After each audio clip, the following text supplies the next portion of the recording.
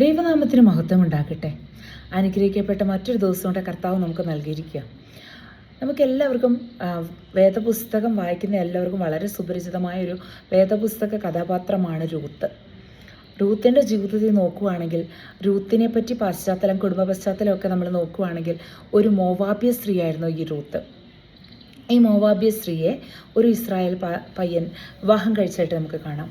എങ്കിൽ അവൻ മരിച്ചുപോയി. പക്ഷേ ഈ മോവാബ്യരെക്കുറിച്ച് ദൈവം പറഞ്ഞിരിക്കുന്നത് പറഞ്ഞാൽ 10ാം തലമുറ പോലും ദൈവാലയത്തിലേക്ക് കടക്കരുതെന്ന് പറഞ്ഞ ഒരനുഭവമാണ് ഈ മോവാബ്യരെക്കുറിച്ചുള്ളത്. എന്നാൽ അവരെ ദൈവം വീണ്ടെടുത്ത്, ഈ രൂത്തിനെ ദൈവം വീണ്ടെടുത്ത് ഒരു വീണ്ടെടുപ്പുകാരനെ അയച്ച് വിടുവിച്ചെങ്കിൽ എന്താണ് നമുക്കിവിടെ കാണാൻ കഴിയുന്നത്? അപ്പം മോവാബ്യ ദേശത്തു നിന്ന് അവളുടെ അമ്മായിയമ്മ ഈ ഭർത്താവ് മരിച്ചതിന് ശേഷം അമ്മായിയമ്മ ഇസ്രായേൽ ദേശത്തേക്ക് തിരികെ കടന്നു വരുമ്പം, നിൻ്റെ ദൈവം എൻ്റെ ദൈവം എന്ന് പറഞ്ഞ് ഈ അമ്മായിയമ്മയുടെ കൂടെ ഈ ദേശത്തേക്ക് കടന്നു വന്നു. ഭാഗ്യവശാൽ അവൾ ബോവസിൻ്റെ വയലിലാണ്. അതൊരു വീണ്ടെടുപ്പുകാരനാണ്. അവരുടെ വീണ്ടെടുപ്പുകാരനായ ബോവസിൻ്റെ വയലിൽ തന്നെ എത്തിച്ചേരുകയും അങ്ങനെ അവിടെ അവളോട് കരുണ തോന്നുകയും അവളെ വീണ്ടെടുക്കുകയും ചെയ്യുന്നതായിട്ടൊക്കെ നമുക്ക് വചനത്തിൽ നിന്ന് കാണാം.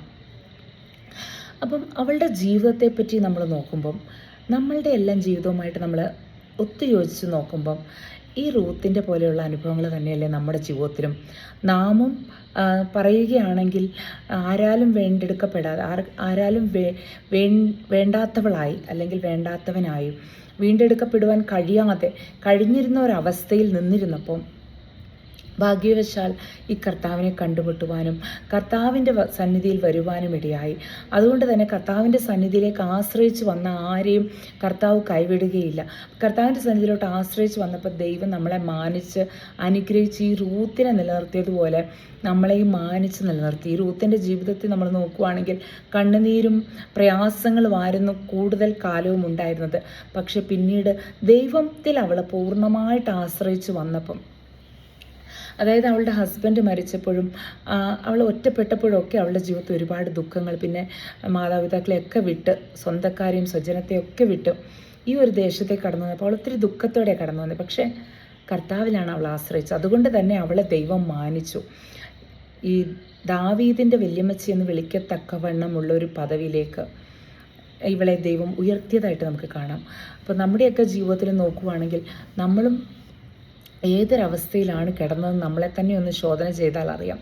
ആ ഒരു അവസ്ഥയിൽ നിന്ന് നമ്മളെ എടുത്ത് ദൈവം ഉയർത്തി ഇതുവരെയും മാനിച്ചു നിർത്തിയെങ്കിൽ ഇതിലൊന്നും നമുക്ക് പ്രശംസിക്കാനൊന്നുമില്ല. ഭാഗ്യവശാൽ നമ്മൾ ഈ ദൈവസന്നിധിയിൽ എത്തിയെന്നും ഭാഗ്യവശാൽ ദൈവം നമ്മളെ വീണ്ടെടുത്തുമെന്നും മാത്രമേ ഉള്ളൂ. കർത്താവ് നമ്മളെ വീണ്ടെടുത്തത് കൊണ്ട് ഈ രൂത്തിനെ പോലെ നമ്മളും ഭാഗ്യവതിയായി ദൈവത്തിൻ്റെ മകളായി തീരുവാനുള്ള അവകാശം ലഭിച്ചു. നമുക്കും ദൈവസന്നിധിയിൽ പ്രവേശിക്കാനുള്ള യാതൊരു അവകാശവും ഇല്ലായിരുന്നു. പക്ഷെ നമ്മളെ അതിൽ നിന്നെല്ലാം, ശാപത്തിൽ നിന്നും പാപത്തിൽ നിന്നൊക്കെ വീണ്ടെടുത്തു. കർത്താവ് നമ്മെ ദൈവസന്നിധിയിലേക്ക് തിരഞ്ഞെടുത്തു. അതാണ് ഏറ്റവും ശ്രേഷ്ഠമായ കാര്യം. അപ്പോൾ നമ്മുടെ ജീവിതത്തിലും ഈ രൂത്തിനെ പോലെ ഭാഗ്യവതി അല്ലെങ്കിൽ ഭാഗ്യവശാൽ കർത്താവിൻ്റെ സന്നിധിയിൽ വരാൻ കഴിഞ്ഞു എന്ന് പറയുന്നത് ഏറ്റവും മഹത്തായ ഒരു കാര്യമാണ്. ഈ വചനങ്ങൾ ദൈവം നിങ്ങളെ അനുഗ്രഹിക്കട്ടെ. ആമേൻ.